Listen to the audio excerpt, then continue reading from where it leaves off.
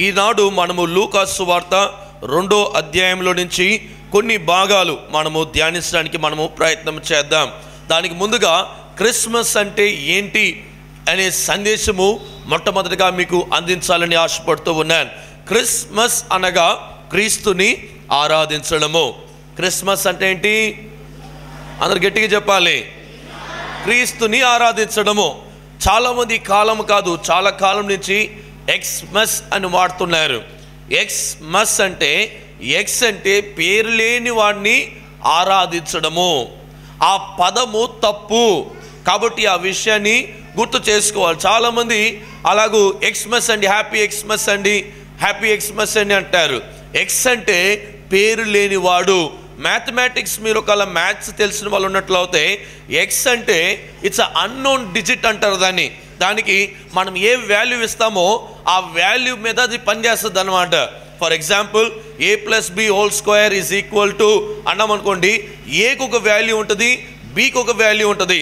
అదేలాగానే X అనేది పేరు లేని క్రిస్మస్ అన్నమాట. పేరు లేని ఆరాధనని ఎక్స్మస్ అంటుంటారు.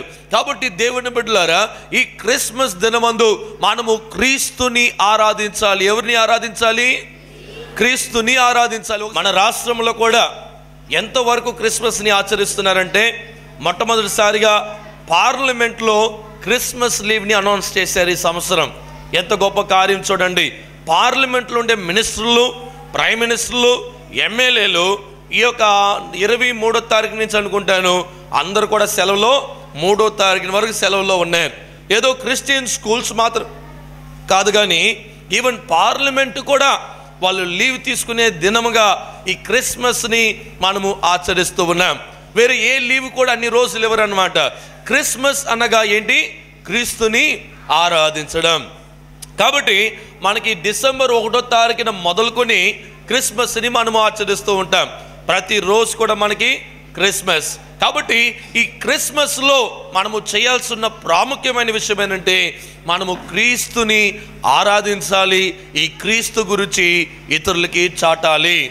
కాబట్టి క్రీస్తు యేసు ప్రభువారు ఈ భూమిలో పుట్టబోతున్నాడని చాలా మంది ప్రవచించారు బైబిల్ గ్రంథంలో. యెషయా ప్రవక్త, ఇంకా అనేక చిన్న ప్రవక్తలైన యోవేలు ప్రవక్త, ఇంకా చాలా మంది యేసయ్య రాబోతున్నాడు, లోకరక్షకుడు రాబోతున్నాడు, మెస్సయ్య రాబోతున్నాడు అనే సందేశము ఎన్నో వందల సంవత్సరాల నుంచి ఇస్తూ వచ్చారు.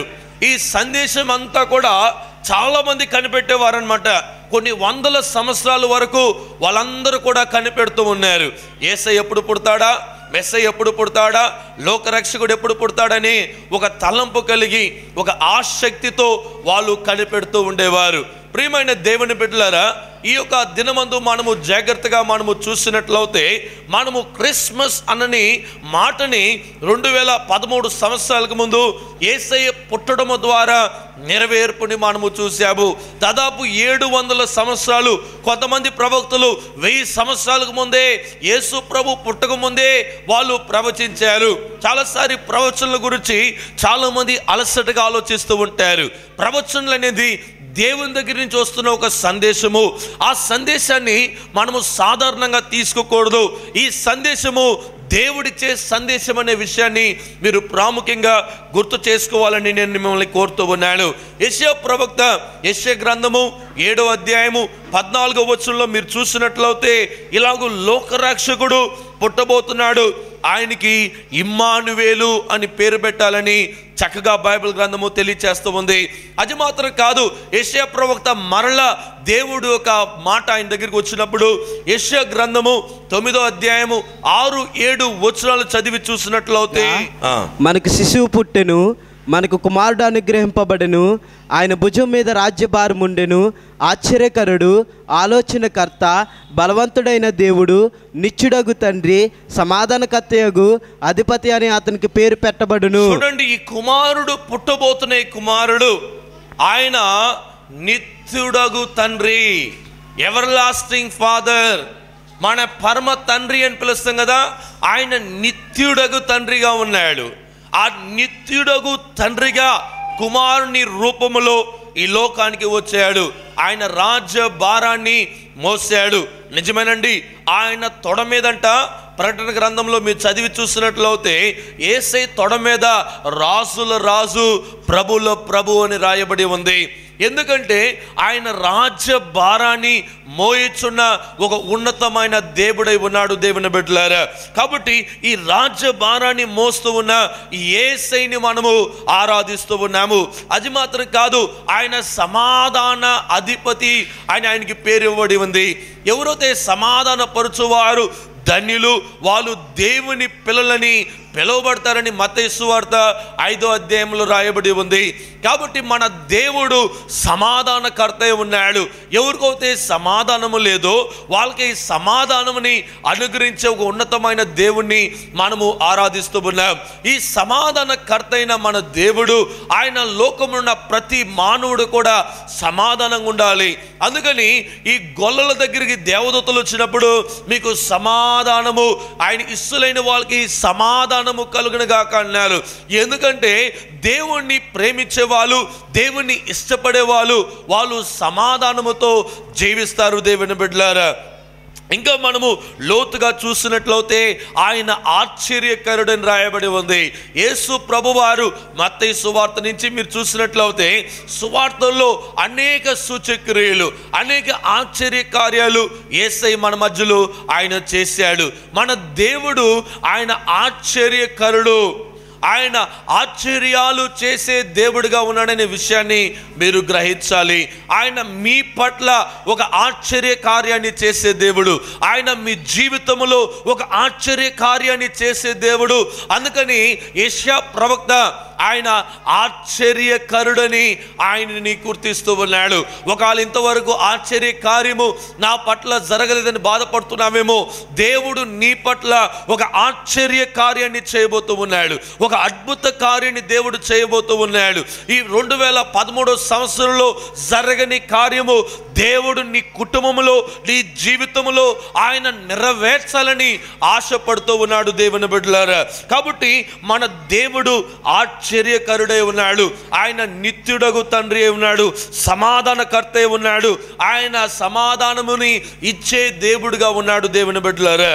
ఇంకా మనము లోతుగా దేవుని వాక్యాన్ని చూసినట్లయితే యూదుల్లో ఉండే స్త్రీలందరూ కూడా 2000 సంవత్సరాలకు ముందు వాళ్ళందరూ కూడా ప్రార్థనలు చేసేవారంట. వాళ్ళ కన్యక జీవితాన్ని కాపాడుకొని వాళ్ళు దేవుని దగ్గర మొరపెట్టేవారంట.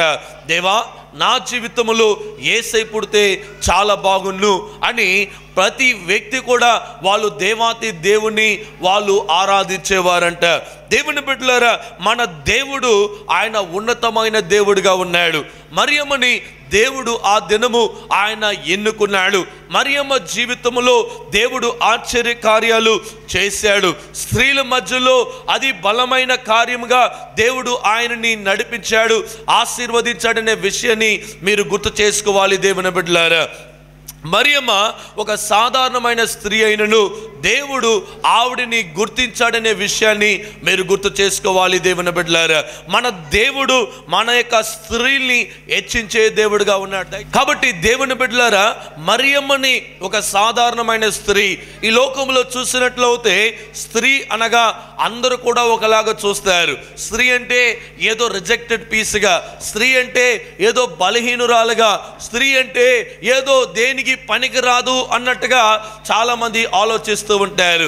అయితే స్త్రీల్ని హెచ్చించిన దేవుడు మన దేవుడు అనే విషయాన్ని మీరు గుర్తు చేసుకోవాలి. స్త్రీల్ని ప్రేమించే దేవుడు మన దేవుడు.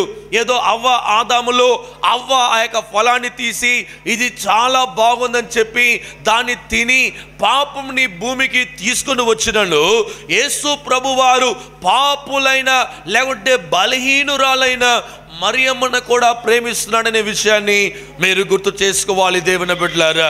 స్త్రీల్ని ఆనాడు దేవుడు గుర్తించాడు. అందుకని మత్తయి సువార్త 1వ అధ్యాయము 18వ వచనం నుంచి 24వ వచనం వరకు చదివిందాం. యేసుక్రీస్తు జనన విధం ఎట్లనగా ఆయన తల్లి అయిన మరియా యేసోపునకు ప్రదానం చేయబడిన తరువాత వారేకముగా కాకమునుపు ఆమె పరిశుద్ధాత్మ వలన గర్భవతిగా ఉండెను. ఆమె భర్త అయిన యేసోపు నీతిమంతుడయ్యుండి ఆమెను అవమానపరచునొల్లక రహస్యముగా ఆమెను విడనాడ ఉద్దేశించెను. అతడి సంగతులను గూర్చి ఆలోచించుకొనుచుండగా, ఇదిగో ప్రభువు దూత స్వప్నమందు అతనికి ప్రత్యక్షమై, దావీదు కుమారుడైన యోసేపు, నీ భార్య అయిన మరియను చేర్చుకొనుటకు భయపడకుము. ఆమె గర్భము ధరించినది పరిశుద్ధాత్మ వలన కలిగినది. ఆమె యొక్క కుమారుని కన్నును, తన ప్రజలను వారి పాపముల నుండి ఆయనే రక్షించును గనుక ఆయనకు యేసు అని పేరు పెట్టుదునెను. ఇదిగో కన్యక గర్భవతి అయి కుమారుని కన్నును, ఆయనకు ఇమ్మానుయేలు అని పేరు పెట్టుదురు అని ప్రభు తన ప్రవక్త ద్వారా పలికిన మాట నెరవేరినట్లు ఇదంతయు జరిగెను. ఇమ్మానుయేలు పేరునకు భాషాంతరమున దేవుడు మనకు తోడని అర్థము. యోసేపు నిద్ర మేలుకొని ప్రభుదూత తనకు ఆజ్ఞాపించిన ప్రకారము చేసి తన భార్యను చేర్చుకుని ఆమె కుమారుని కను వరకు ఆమెను ఎరుగకుండెను. అతడు ఆ కుమారుని యేసు అని పేరు పెట్టెను. దేవుని బిడ్డలారా, ఇక్కడ చూసినట్లయితే ఈ మరియమ్మ జీవితంలో ఆనాడు దేవుడు గుర్తు చేసుకున్నాడు. అవ్వ దేవునికి వ్యతిరేకమైన పాపం చేసింది. అవ్వ దేవునికి విరోధమైన పాపం చేసింది. పాపం చేసిందని దేవుడు విడిచిపెట్టలేదు. పాపం చేసిందని దేవుడు మర్చిపోలేదు. అయితే మరియమ్మ ద్వారా యేసయ్య ఆయన పుట్టాలని ఒక నిర్ణయం చేసుకున్నాడు. స్త్రీని గణపరిచే దేవుడు అనే విషయాన్ని మీరు గుర్తుపెట్టుకోవాలి. స్త్రీని ఎలా గణపరుస్తాడు అనుకుంటారేమో, ఈ ధర్మశాస్త్రాన్ని ఆయన వేలుతో రాశాడు.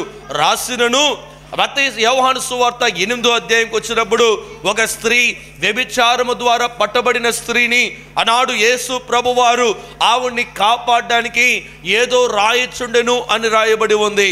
ఒక స్త్రీ పాపంతో నింపబడిన స్త్రీని ఆయన కాపాడి ఆవిడ మరలా పాపము చేయొద్దని చెప్పిన ఒక ఉన్నతమైన దేవుడుగా ఉన్నాడు. స్త్రీల్ని ప్రేమించే దేవుడుగా ఉండే గొప్ప దేవుడు మన దేవుడు. ఆ యొక్క ఉన్నతమైన దేవుడు గాబ్రియల్ దేవదూతని ఆ స్త్రీ దగ్గరికి పంపించి, మరియమ్మా, స్త్రీల మధ్యలో నువ్వు చాలా హెచ్చించబడిన ఆవిడవి. ఎందుకంటే లోక రక్షకుడైన యేసు ప్రభువారు ఆయన నీలో పుట్టబోతూ ఉన్నాడు. ఆయన నీలో నుంచి రాబోతూ ఉన్నాడు. ఈ లోకంలో ఉన్న ప్రతి పాపిని, ప్రతి పాపంతో నింపబడిన ప్రతి వ్యక్తిని కూడా ఆయన రక్షించబోతున్నాడనే విషయాన్ని ఆనాడు ఆయన తెలియపరచడము జరిగింది. దేవుని బిడ్డలారా, మీరు గుర్తు చేసుకోవాల్సిన అతి ప్రాముఖ్యమైన విషయం ఏంటంటే, యేసు ప్రభువారు ఈ లోకానికి శిక్షించడానికి రాలేదు, కానీ యేసు ప్రభువారు నిన్ను రక్షించడానికి ఆయన వచ్చి ఉన్నాడు.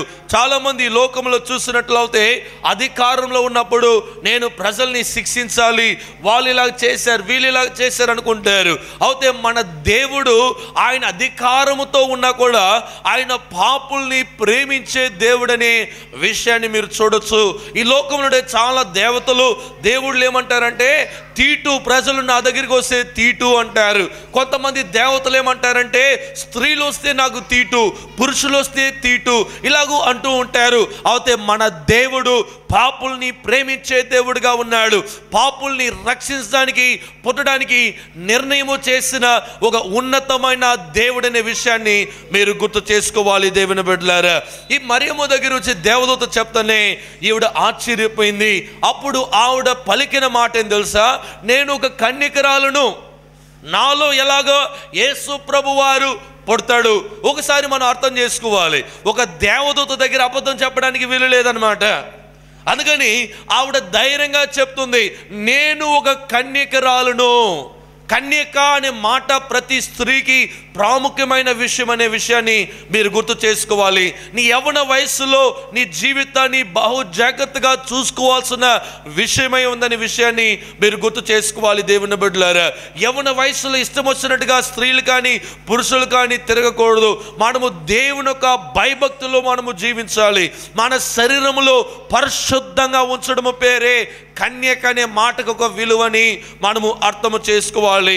మన శరీరాన్ని పరిశుద్ధంగా ఉంచుకోవాలి. దేవుడు నీకు ఇచ్చిన భర్తకి, లేకపోతే దేవుడు నీకు ఇచ్చిన భార్యకి మాత్రమే నీ శరీరాన్ని తెరవాలి, కానీ లోకంలో ఏ వ్యక్తి కూడా నీ శరీరంలోకి పాపముని రాకున్నట్టుగా చూసుకోవాల్సిన విషయాన్ని బైబిల్ గ్రంథము మనకి నేర్పిస్తుంది. దేవుని బిడ్డలారా, కాబట్టి ఒక కన్యక రూపములో, కన్యక గర్భములో యేసు ప్రభువారు పుట్టబోతున్నాడనే సందేశాన్ని ఈ లోకమంతటికి తెలియపరిచారు. ఆ సందేశమే మరియమ్మ దగ్గరికి ఆనాడు అందించబడింది. ఎప్పుడైతే ఈ మరియమ్మ ఆ మాటని విన్నదో, ఆవిడ ఒక సైడు భయపడినను, ఇంకొక సైడు ఆవిడ చనిపోయినా పర్వాలేదు, నేను చనిపోయినా పర్వాలేదు, ఎందుకంటే నేను యేసు ప్రభు వారిని ఈ లోకానికి తీసుకురాబోతున్నాను కనుక నేను నిజంగా ధన్యురాలునని చెప్పి ఆవిడ గర్వపడింది. దేవుని బిడ్డలారా, నిజమేనండి. ఆ కాలంలో ధర్మశాస్త్రం ప్రకారము పెళ్ళి అవ్వకముందే ఏ స్త్రీ అన కానీ ఆవిడ గర్భవతి అయినట్లయితే అది వ్యభిచారము.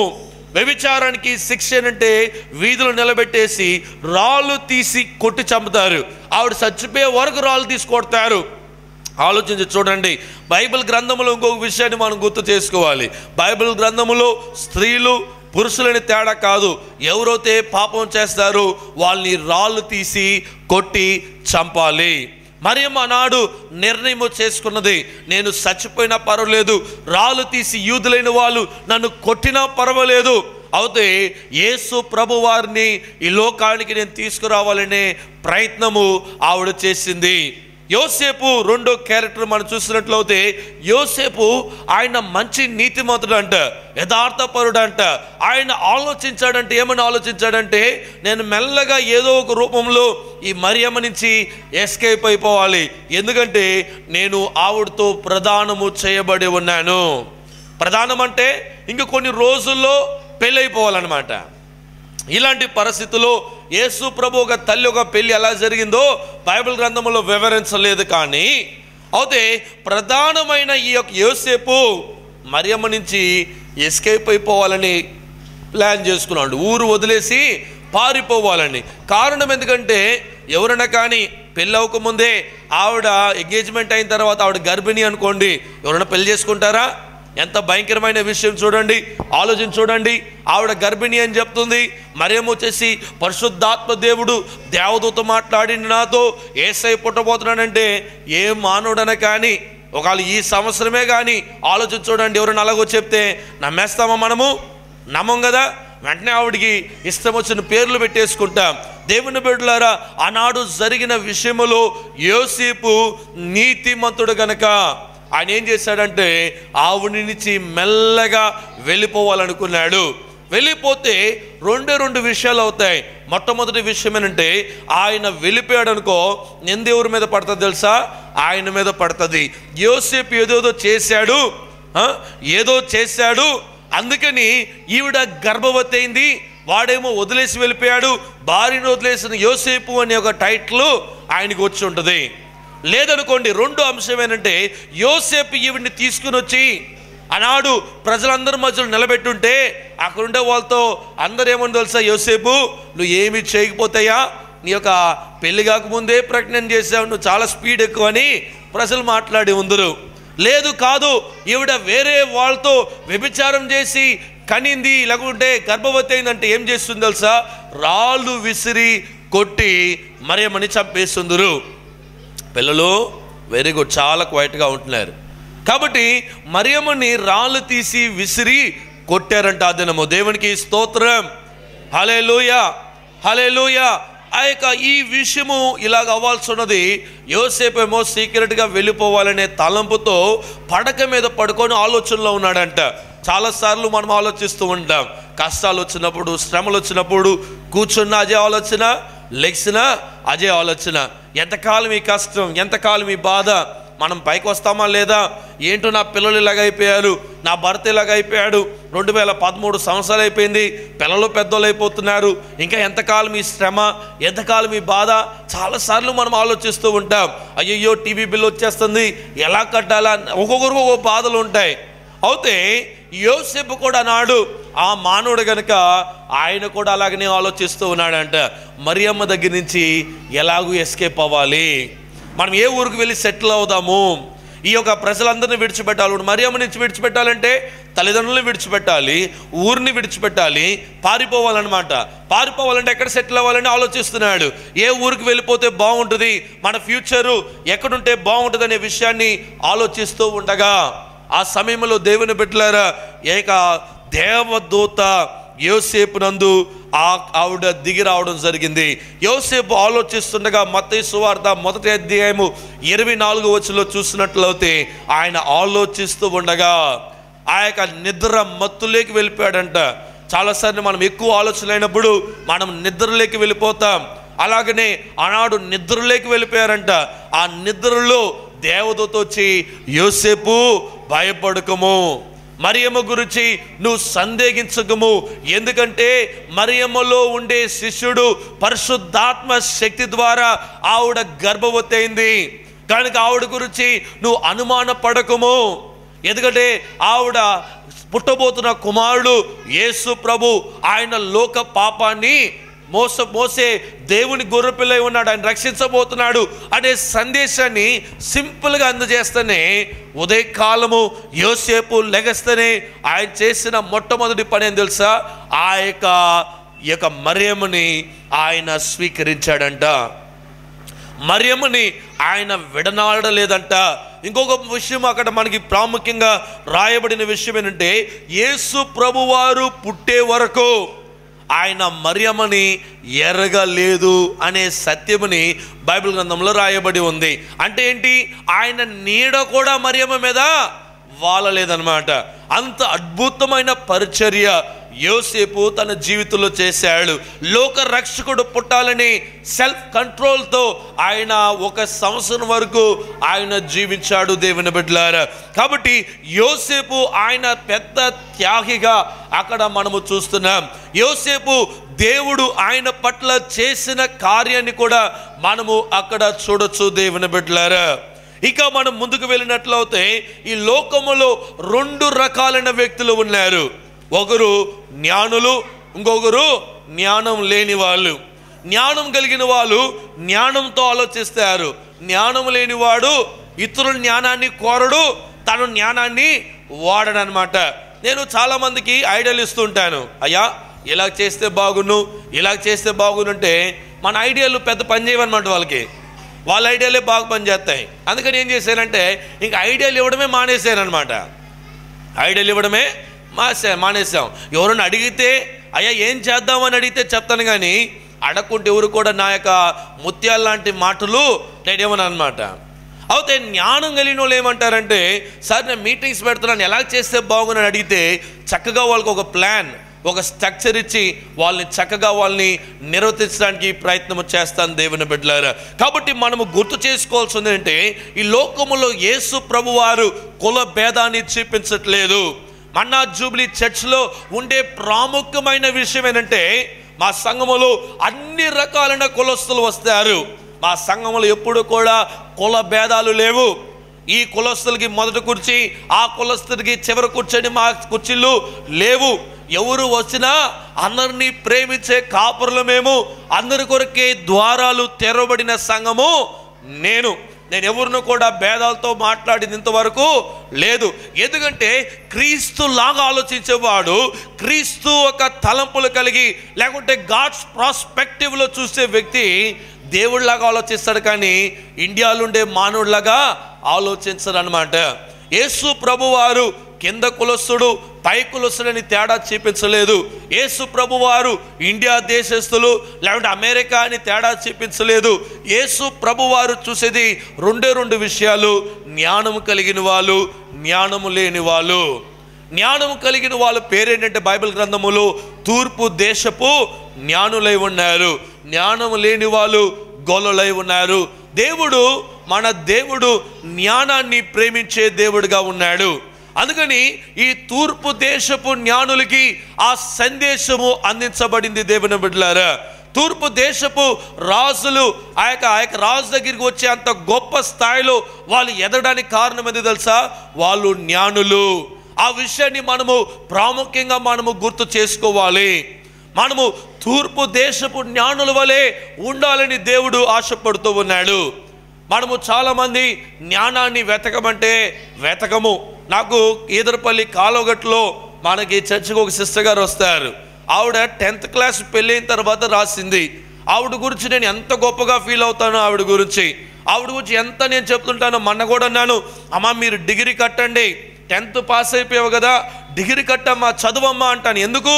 జ్ఞానముని వెతికే వాళ్ళు చాలా తక్కువ. చాలామందికి సైన్ చేయడమే రాదనమాట. ఇంకా ఎంతకాలం అలాగుంటాం?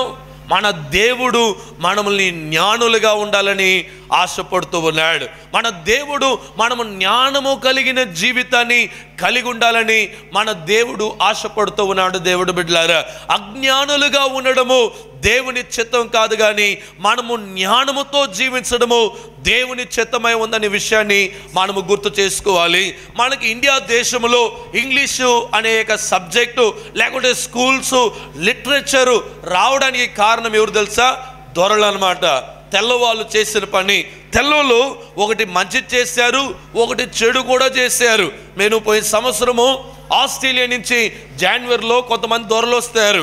వాళ్ళు బ్రిటిషర్స్ గురించి కొన్ని మాటలు చెప్పన్నప్పుడు నేను 2 మాటలు చెప్పాను వాళ్ళకి. సార్, బ్రిటిషర్స్ చాలా మంచి పని చేశారు. ఈస్ట్ ఇండియా ఆ కంపెనీని తీసుకొని వచ్చారు, ఈ లిటరేచర్ డెవలప్ చేశారు, నాలెడ్జ్ డెవలప్ చేశారు, చాలా మంచి పని చేశారు. అయితే వాళ్ళు విడిచిపెట్టి వెళ్ళే అంత పరిస్థితికి ఎందుకు వచ్చారంటే, ఇండియా దేశ ప్రజల్ని బానిసలుగా చేశారండి, వాళ్ళని హింసించారండి. ఆ విషయం ఆలోచించినప్పుడు చాలా బాధ కలుగుతుందండి. వాళ్ళు క్రీస్తు ప్రేమని చాటుంటే ఇండియా దేశ ప్రజలు ఈనాడు వరకు కూడా బ్రిటిషర్స్ని మేము ఇక్కడే ఉంచుకొని ఉందామని చెప్పాను నేను. కారణం ఏదో తెలుసా? మన మీదకి ఎక్కి తొక్కేశారు వాళ్ళు. కాబట్టి దేవుని బిడ్డలారా, జ్ఞానము కలిగిన వాళ్ళగా మనం ఉండాలని మన దేవుడు ఆశపడుతూ బిడ్డలారా. కాబట్టి మీ బిడ్డల్ని చదవాలి, అది చాలా ప్రాముఖ్యమైన విషయము. మీ బిడ్డల్ని కూర్చొని పెట్టి చదవాలా. మీ బిడ్డలు ఏదో ఒక మృగంలాగా ఆలోచించదండి, వాళ్ళని ఒక మనుషుడిలాగా ఆలోచించాలా. వాళ్ళతో కూర్చొని నేర్పించండి, వాళ్ళు హోంవర్క్ చేశారా లేదా అనే విషయాన్ని తెలుసుకోండి. వాళ్ళు జ్ఞానవంతులుగా ఉండాలని మన దేవుడు ఆశపడుతూ ఉన్నాడు. జ్ఞానానికి మూల కారణం ఏం తెలుసా? దేవునికి భయభక్తులు కలిగి ఉండడము. భయము ప్లస్ భక్తి కలిగిన వాడికి దేవుడు జ్ఞానాన్ని ఇస్తాడు. దేవుని బిడ్డలారా, ఎవరైతే భయభక్తి లేకుండా ఉంటారో వాళ్ళకి దేవుడు జ్ఞానముని ఇవ్వడు. కాబట్టి ఆ విషయాన్ని మీరు గుర్తు చేసుకోవాలి. మీరు దేవునికి భయభక్తులు కలిగి, దేవా నేను ఈ దినమందు నేను మ్యాథమెటిక్స్ చదవబోతున్నాను, దేవా నేను సైన్స్ సబ్జెక్ట్ చదవబోతున్నాను, దేవా హిందీ చదవబోతున్నాను, దేవా ఇంజనీరింగ్ చదవాలని ఆశపడుతున్నానని నువ్వు కన్నీటితో ఆయన దగ్గర ప్రార్థన చేసి, నాకు సహాయం చేయ, నాకు జ్ఞానం దయచేయి, నాకు మెమరీ పవర్ దయచేయి నువ్వు కోరినట్లయితే వెంటనే నిన్ను ఒక బ్రిలియంట్ అయిన స్టూడెంట్గా దేవుడు చేస్తాడు. ఇంకో విషయము, సొలొమోన్ మహారాజు తెలియపరిచిన ప్రాబ్స్ సామెతల గ్రంథాన్ని ప్రతిరోజు కూడా చదవండి. 31 అధ్యాయాలు ఉంటాయి. ప్రతిరోజు కూడా ప్రతి యవనస్తుడు, ప్రతి చంటి బిడ్డ మీరు చదవాలా. ఎందుకంటే ఆ ఉన్న ప్రతి అధ్యాయము మీకు జ్ఞానాన్ని కలిగచేస్తుంది. జ్ఞానము కలిగిన వాడు జ్ఞానులతో తిరగతాడు, బుద్ధిహీనులతో తిరగరు. జ్ఞానం కలిగిన వాడు దేవునికి భయభక్తులు కలిగి ఉంటాడు. జ్ఞానం కలిగిన వాడు రాజభవనములో తన స్వరాన్ని ఎత్తి మాట్లాడతాడంట. జ్ఞానం లేని వాడు ఎక్కడుంటాడు? ఎక్కడో వీధి చివరిలో పనిచేస్తూ కష్టపడుతూ ఉంటాడు. ఇంకొక ఉదాహరణ చెప్తా చూడండి.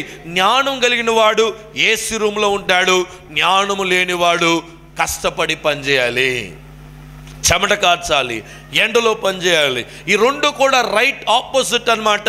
దేవుడు నిర్ణయం చేయాల్సిన బాధ్యత దేవుడు నీకు ఇచ్చి ఉన్నాడు. నువ్వు జ్ఞానంతో జీవించినట్లయితే నువ్వు తూర్పు దేశపు జ్ఞానులాగా మారుతావు. జ్ఞానం లేనివాడుగా అయితే గొల్లలుగా మీరు మారిపోతారనే విషయాన్ని మీరు గుర్తు చేసుకోవాలి.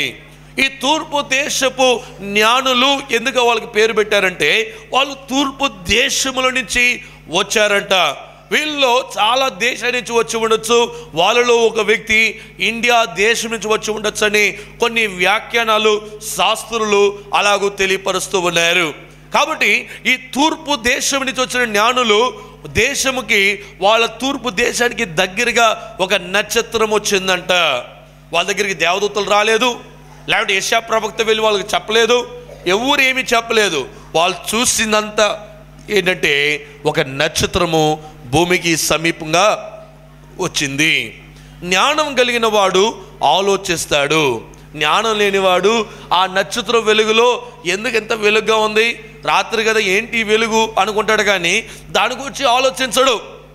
నేను పాస్టమ్మ గారు కానీ ఎప్పుడన్నా ఆకాశంలో మనకి దగ్గరగా ఏదైనా నక్షత్రాలు వస్తే మేము ఆలోచిస్తాం, ఇది జూపిటరా, లేకుంటే వేరే ప్లానెటా, ఎందుకు ఇంత దగ్గరికి వచ్చింది అనే ఆలోచన మాకు వస్తుంటుంది అన్నమాట. మేమిద్దరం కూడా అలా మాట్లాడుకుంటాం. చూడు, చంద్రుడు చాలా దగ్గరికి వచ్చేసాడు, ఎర్త్కి చాలా దగ్గరికి వచ్చాడు, లేకుంటే ఈ యొక్క ప్లానెట్ ఇంత దగ్గరికి వచ్చింది, ఏం ప్లానెట్ అయి ఉండొచ్చు అని ఆలోచిస్తూ ఉంటాము. జ్ఞానులు ఆలోచిస్తారు. నువ్వు ఏ నిర్ణయం చేయకముందు నువ్వు ఆలోచించే వ్యక్తి జ్ఞానుడై వ్యక్తిగా ఉంటాడు. దేవుని బిడ్డలారా, ఎవరో చెప్పారని చేసేవాడు జ్ఞానుడు కాదు, ఆలోచించి చేసేవాడు జ్ఞానుడు. పుస్తకాలు చదువుతున్న జ్ఞానం పొందుకోలేవు, పుస్తకాలకి పైగా ఆలోచించేవాడు జ్ఞాని. దేవుని బిడ్డలారా, ఈ కాలంలో కార్పొరేట్ స్కూల్ ఎలాగైపోయినంటే పుస్తకాలని బట్టి పడుతున్నారు. మా స్కూల్లో బట్టి పట్టడం నేర్పించలేదు, ఆలోచించడం నేర్పించారు. ఈనాడు వరకు నేను ఆలోచిస్తున్నానంటే కారణము బట్టి పట్టడం నేర్పించలేదు. కాపీ చేసుకుని బిట్టులుగా A+B is whole square, A+B is whole square, ఎందుకు ఈ ఫార్ములా అనే విషయాన్ని మనం చదువుకున్నాము. వీళ్ళు ఏం చేస్తారు, బట్టు లేకుంటే దాన్ని బయాట్ చేసుకొని చెప్తూ ఉంటారు.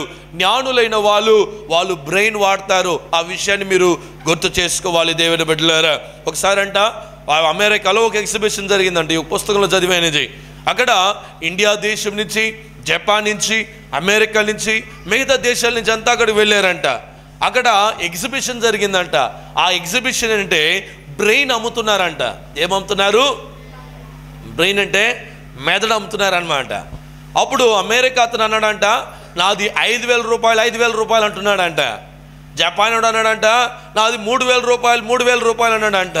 చైనా వాడు అన్నాడంట, నాది 20,000 రూపాయలు అంటున్నాడంట. ఇంకా మిగతా దేశాలు, ఆస్ట్రేలియా అంటున్నారంట, నాది కూడా 5,000 అంటున్నాడంట. ఇలాగ అందరూ చెప్తుంటే ఇండియా వాడు అంటున్నాడంట, నాది ₹1,00,00,000 బ్రెయిన్ అంటున్నాడంట. ఏంటి ₹1,00,00,000 బ్రెయిన్, దీంట్లో ఏంటి స్పెషల్ అని అడిగితే పుట్టింటాల నుంచి వాడలేదండి అన్నాడంట. ఏంటి, పుట్టింటాల నుంచి వాడలేదంట. మన దేవుడు మనకిచ్చిన జ్ఞానాన్ని వాడాలని ఆశపడుతూ ఉన్నాడు. ఎవరిని కూడా జ్ఞానవంతుడిగా దేవుడు పుట్టించలేదు, జ్ఞానాన్ని మనం సంపాదించుకోవాలి. ఈ తూర్పు దేశపు జ్ఞానులు ఆ నక్షత్రపు వెలుగుని చూసి వాళ్ళు ప్రయాణం సాగించి వాళ్ళు ఎక్కడికి వచ్చారంటే, వాళ్ళ ఆలోచన ఏంటంటే ఒక గొప్ప రాజు పుట్టి ఉన్నాడనే సందేశంని అర్థం చేసుకున్నారు. ఇంకో విషయాన్ని చూసినట్లయితే మన ఇండియా దేశంలోనే నక్షత్రాలు చూస్తూ ఉంటారనమాట, జాతకాలు ఎక్కువగా చూస్తారు. కాబట్టి ఇలాగూ మనం ఆలోచించినట్లయితే ఆనాడు నక్షత్రాలు చూసిన తూర్పు దేశపు జ్ఞానుల్లో ఒక వ్యక్తి ఇండియా దేశం నుంచి ఈ ఐడియా ఇచ్చి ఉండొచ్చని కూడా శాస్త్రులు తెలియపరుస్తూ ఉన్నారు. కనుక ఒక పెద్ద రాజు పుట్టి ఉంటాడు అనే ఒక సందేశం ఆనాడు అర్థం చేసుకున్నారు. వెంటనే ఎక్కడికి వచ్చారు? రాజు భవనానికి వచ్చారు. ఆ రాజు పేరు ఏంటంటే హేరోదు రాజు అనమాట. హేరోదు రాజు అంటే చాలా బలమైన రాజు, శక్తివంతమైన రాజు. ఆయన పేరు వింటేనే భయం అనమాట ప్రజల్లో. అలాంటి రాజు ఇంటికి ధైర్యంగా తూర్పు దేశపు జ్ఞానులు వెళ్ళి, అయ్యా మేము తూర్పు దేశపు జ్ఞానులము, ఎక్కడా యువరాజు ఎక్కడా, మేము ఆరాధిస్తానికి వచ్చినప్పుడు ఆయన చాలా కోపం వచ్చిందంట ఆయనకి. నేను రాజుగా ఉండగా ఇంకొక రాజు ఎక్కడ పుట్టాడు, నా ఇంట్లో ఎవరు రాజు పుట్టలేదు మరే అనే మాటని అన్నాడు. ఆయన సందేశం అందించాడంట.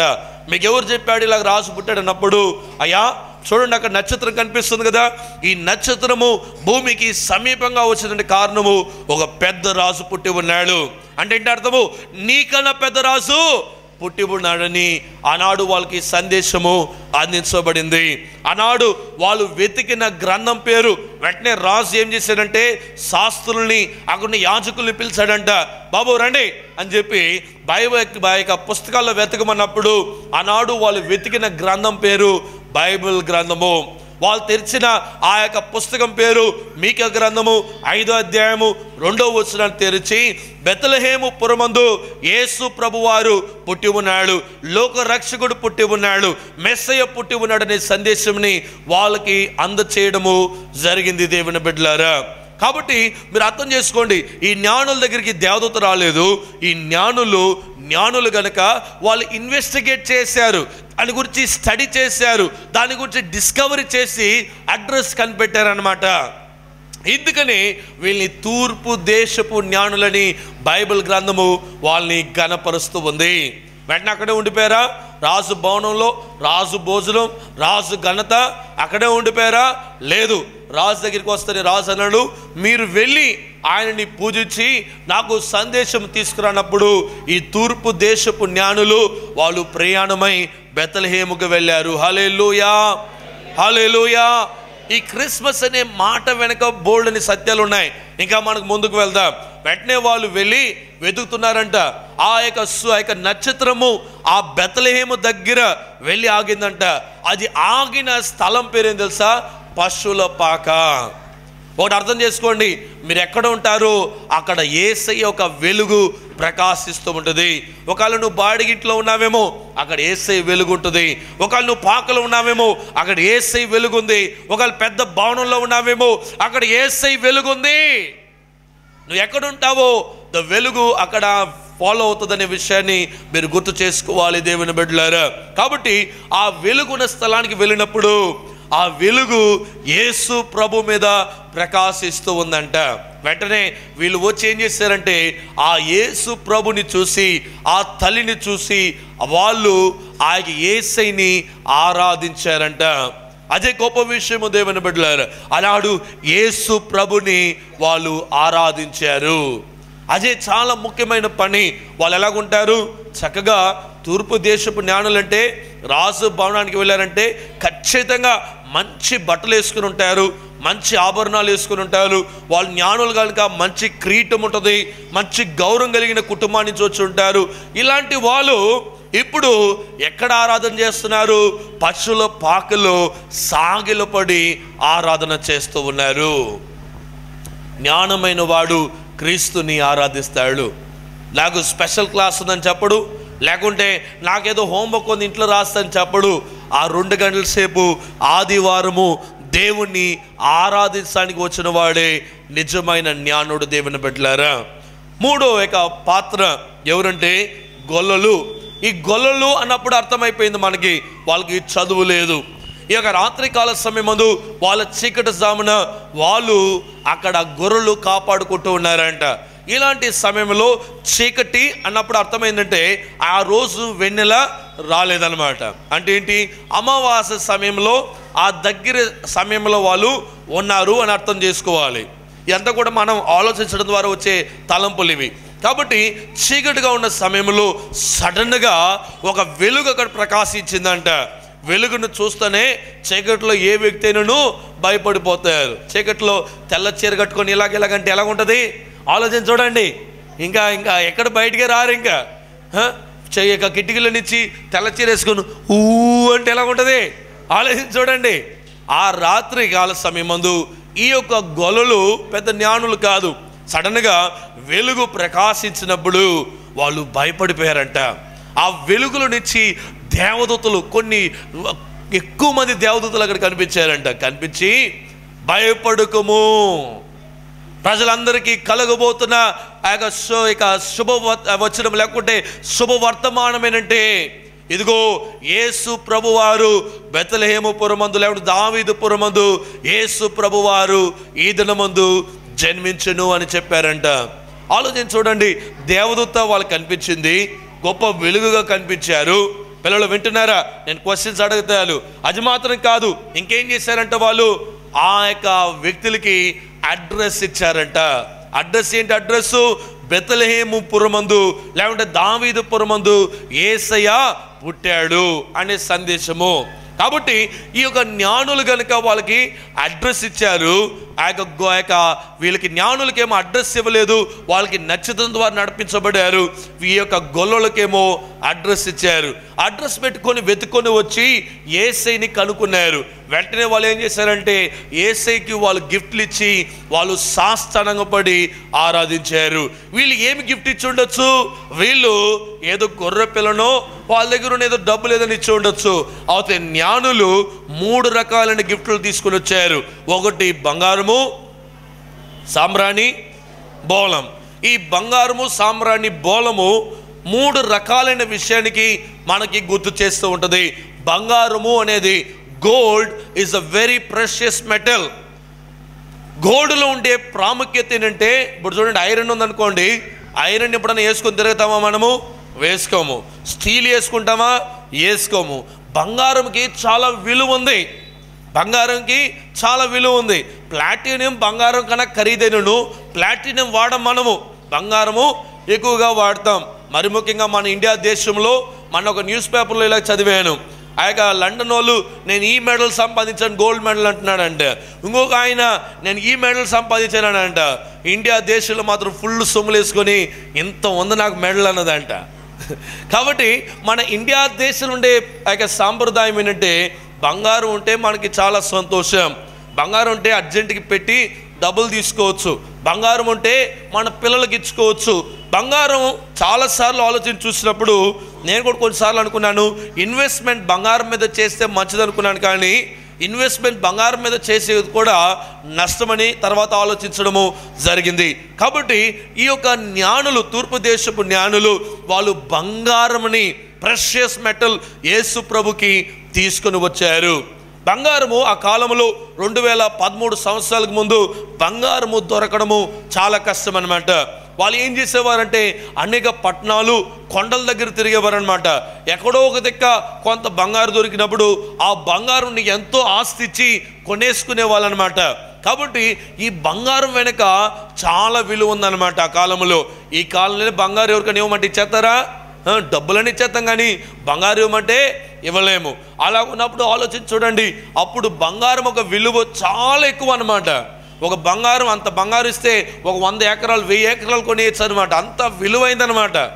ఆ బంగారము యేసు ప్రభుకి ఇవ్వాలని వాళ్ళు నిర్ణయం చేసుకున్నారు. బంగారం అనేది మెటల్స్ అన్నిట్లో, మినరల్స్ అన్నిట్లో, లేకుంటే మనకున్న ఆ యొక్క ఓర్స్ అన్నిట్లో విలువైన మెటల్ ఏదంటే బంగారము. విలువైన దాన్ని యేసు ప్రభుకి మనము ఇవ్వాలి. దేవుని బిడ్డలారా, విలువైన ఘనమైన కానుకని మనం యేసు ప్రభుకి క్రిస్మస్ కానుకగా మనం ఇవ్వాలనే సందేశంని మనకి ఇస్తూ ఉంది. ఈ బంగారులో ఉన్న ఇంకొక గుణం ఏంటంటే బంగారము నిప్పు మీద వేసినప్పుడు అది కాల్చబడుతుంది. చాలాసార్లు బాధపడచ్చు, ఎంత చక్కగా మనుషులు నన్ను చెవుల్లో, గొంతుల్లో ఇలాగ అన్ని దిక్కులు వేసుకుంటారు, నన్ను తీసుకొచ్చి నిప్పులు వేశారని బంగారము కోప్పడచ్చు కొన్నిసార్లు. అయితే బంగారం నిప్పు మీద వేయడం ద్వారా అది అందమైన ఒక ఆభరణంగా తయారవుతుంది. ఒక అందమైన ఒక షైనింగ్ ఎప్పుడు వస్తుంది తెలుసా? అది నిప్పు మీద కాల్చబడినప్పుడు. కాబట్టి ప్రతి క్రైస్తవుడైన నీవు నిప్పు మీద కాల్చబడినప్పుడు సనగద్దు. ఎందుకంటే దేవుడు ఒక అద్భుతమైన ఒక భవిష్యత్తుని దేవుడు మీ కొరకే ఇచ్చి ఉన్నాడనే సందేశాన్ని మీరు గుర్తు చేసుకోవాలి. దేవుని బిడ్డలారా, ఒక అద్భుతమైన జీవితం మీకుంది. ఒకవేళ 2013 సంవత్సరంలో అనేక కష్టాలు నువ్వు చూసేవేమో, అయితే భయపడకము. 2014 సంవత్సరంలో నువ్వు బంగారులాగా మెరిసే జీవితము దేవుడు నీకు ఇవ్వబోతున్నాడు. బంగారు ఎక్కడెక్కడ ఉంటుంది తెలుసా? శ్మశాల దగ్గర ఉండదు. బంగారము రాజుల దగ్గర ఉంటుంది, రాజు క్రీటాల దగ్గర ఉంటుంది, రాజు వేసుకునే కొన్ని వస్తువుల మీద ఉంటుంది అనమాట.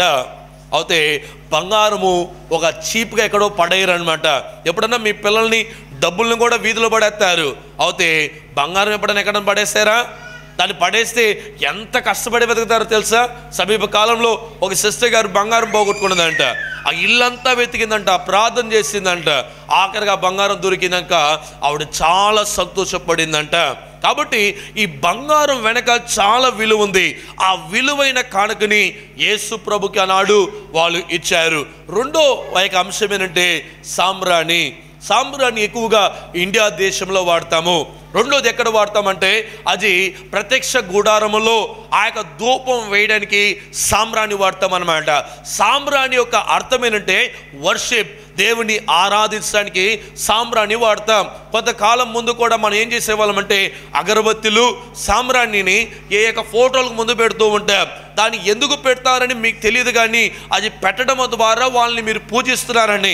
కాబట్టి ఆ పని ఎప్పుడు చేయొద్దండి. చచ్చిపోయిన వాళ్ళకి సాంబ్రాణి వేయడం, చచ్చిపోయిన వాళ్ళకి అగరబత్తి పెట్టకూడదు.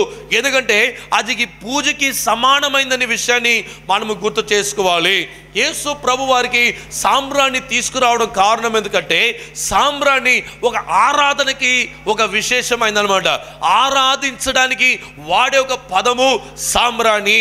కాబట్టి యేసు ప్రభు నేను ఆరాధిస్తున్నాను చెప్పడానికి వాళ్ళు సాంబ్రాణి తీసుకొచ్చారు. ఈ సాంబ్రాణి ఏం చెప్తుందో తెలుసా? సాంబ్రాణి నేను కొన్ని నిమిషాలే ఉంటాను, లేకుంటే కొన్ని క్షణాలే ఉంటాను. అయితే సామ్రాణి ఏమంటుంది తెలుసా? ఆ క్షణములో కూడా ప్రజలు నేను ఆనందింప చేస్తాను అంటది. చాలామంది ముస్లిం సహోదరులు వాళ్ళు ఏం చేస్తారు, కొంతమంది గడ్డం పెంచేసుకొని కోట్లు వెళ్ళి సాంబ్రాణి వేసి ఏదో డబ్బులు సంపాదించుకుంటారు. యాక్చువల్లీ ఏమవుతుందంటే ఆ సాంబ్రాణి వేసినప్పుడు అక్కడ ఉండే దురాత్మ శక్తులని పోతాయి. మేము ఈ యొక్క కొట్టులో ఈ యొక్క స్థలములో లా అల్లా నువ్వు ఇక్కడ ఉండాలి అని వాళ్ళని ఆ దేవుణ్ణి ఆరాధిస్తారనమాట. ఎందుకంటే ఆరాధించడానికి సాంబ్రాణి వాడతారు. అయితే ఇక్కడ మీరు చూసినట్లయితే సాంబ్రాణికి విలువ ఏంటంటే సాంబ్రాణి నిప్పు మీద వేయబడుతుంది. నిప్పు మీద వేయబడిన కొన్ని నిమిషాలే అది ఉంటుంది, కొన్ని క్షణాలు ఉంటుంది. ఆ క్షణములో ఆ ప్రజల్ని ఆనందింపచేస్తుంది, దేవుని పూజిస్తుంది. కాబట్టి ప్రతి పిల్లలు మీరు గుర్తుపెట్టుకోవాలి, మనము సాంబ్రాణిలాగా ఉండాలి. మనం ఎంతకాలం జీవిస్తామని ప్రాముఖ్యం కాదు. నువ్వు 100 సంవత్సరాలు 116 సంవత్సరాలు బ్రతావని కాదు.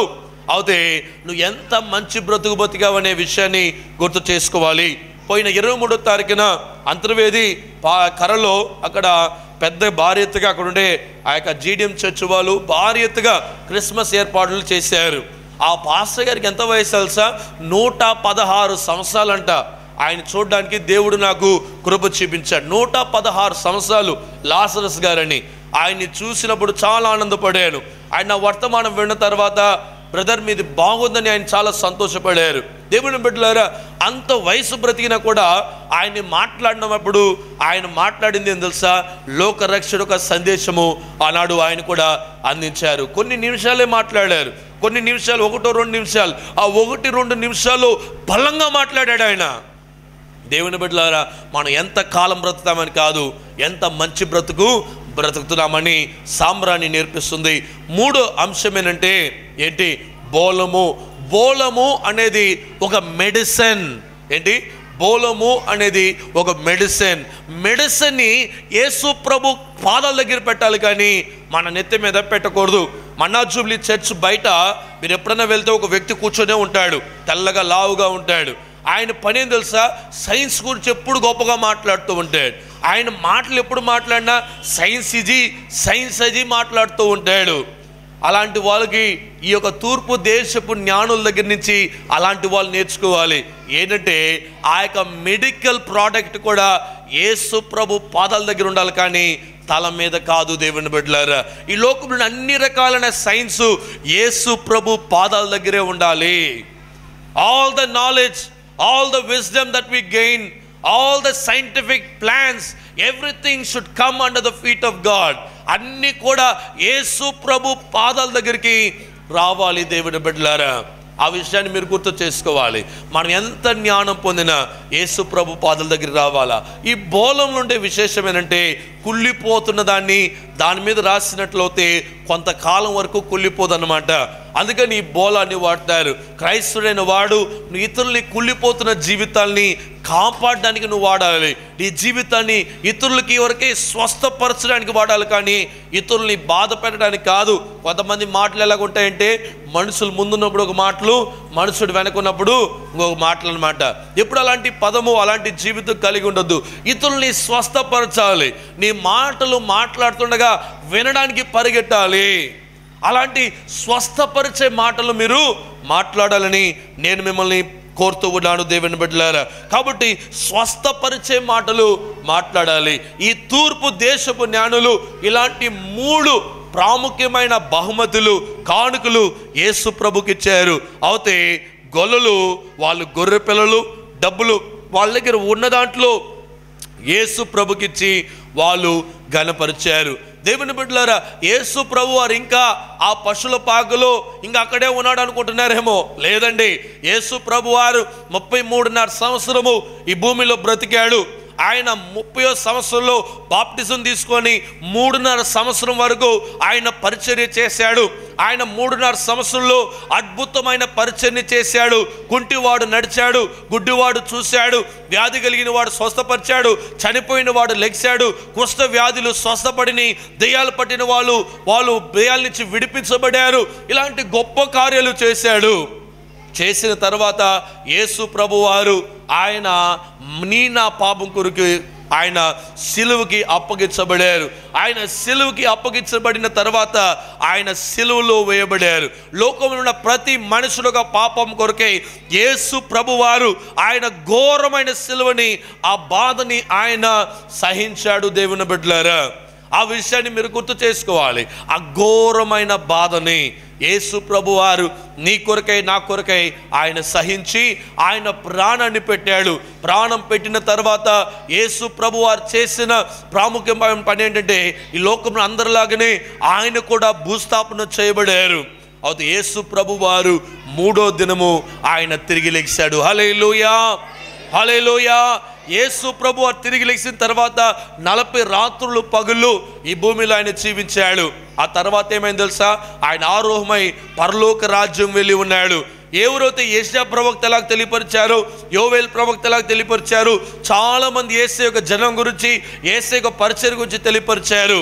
అయితే మీరు గుర్తుపెట్టుకోవాల్సిన ప్రాముఖ్యమైన విషయం ఏంటంటే, యేసు ప్రభువారు త్వరలో రాబోతూ ఉన్నాడు. ఆయన ఎలాగో వెళ్ళాడో అలాగనే తిరిగి రాబోతున్నాడు. ఆయన పుట్టబోతున్నాడు ఎంత సత్యమో, ఆయన తిరిగి రాబోయేది అంత సత్యము. దేవుని బిడ్డలారా, ఇంకా నువ్వు యేసుని ఎదుర్కొనే జీవిస్తున్నట్లయితే ఈ దినమే నీకు రక్షణ దినము. ఈ దినమే నీకు పరలోక రాజ్యంకి వెళ్ళి ఒక గొప్ప అర్హత పొందుకునే దినము. ఈ దినమే ఒక సిద్ధపాటు కలిగే జీవితము. దేవుని బిడ్డలారా, కనుక ఒక నిమిషము మనమే పరిశీలించి చూసుకుందాం. వచ్చిన వాళ్ళందరూ కూడా కళ్ళు మూయండి. ఈ సమయం ముందు మనము దేవుని మనం మొర పెడదాం. ఈ క్రిస్మస్ ఆరాధనలో దేవుడు నీతో మాట్లాడుతూ ఉన్నాడు. నువ్వు ఎవరు అయినా పర్వాలేదు, ఎలాంటి వ్యక్తివైనా పర్వాలేదు, యేసయ్య నీతో మాట్లాడుతూ ఉన్నాడు. అందరూ కళ్ళు మూయండి. ఈ యొక్క ఉదయకాలం ముందు యేసయ్య నీతో మాట్లాడుతూ ఉన్నాడు. పరిశుద్ధాత్మ పూర్ణుడై పాస్టర్ ఎర్నెస్ట్ తాకిపుడి దేవుని ప్రజల మధ్య వాడబడుచున్నారు. యేసు ప్రభువారు సర్వ సృష్టి మానవుల్ని ప్రేమిస్తూ ఉన్నాడు. ఇప్పుడు కొన్ని సాక్ష్యములు విందాము. వెలుగు చూడగా యేసు నామములో